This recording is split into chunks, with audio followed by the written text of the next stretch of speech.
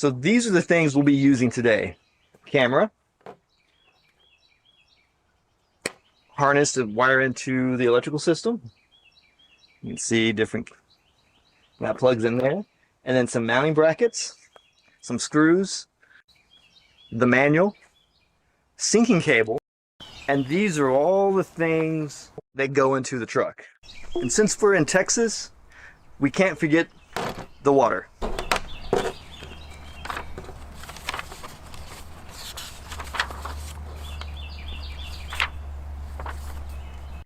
Haloview was smart and sent a cable that plugs into the cigarette adapter, runs power to the monitor and to the camera. It also helps sync up the two devices. It makes it a little easier. So let's go ahead and do that now. I've already got the monitor wired up, and then we plug in the camera. It doesn't lock in, it just kind of sits there, and then we turn it on. Comes up, and there it is. So we know that the camera works, and we know that the display works.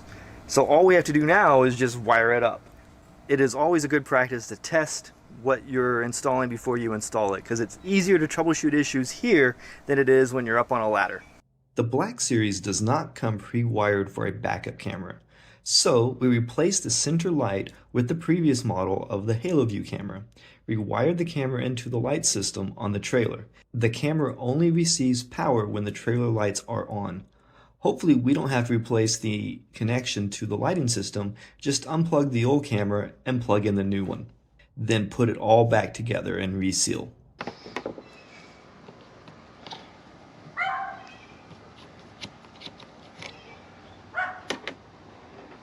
Sounds like Milo. Yeah. And of course I have the wrong bit.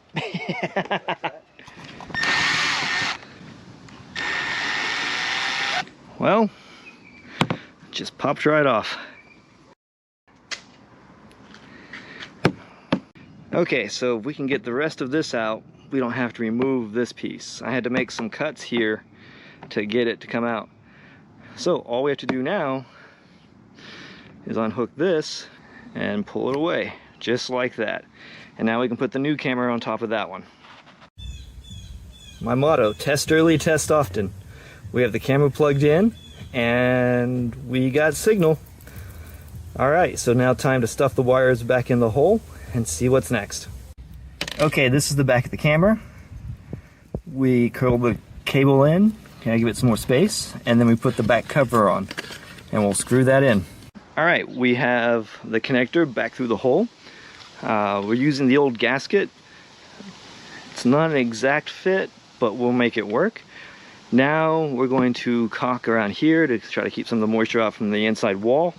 Put some here where the screw holes go, and then put some caulking around the outside, and then reattach the camera.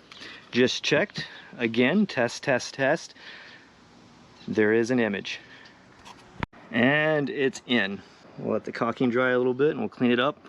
We just checked, it's looking good.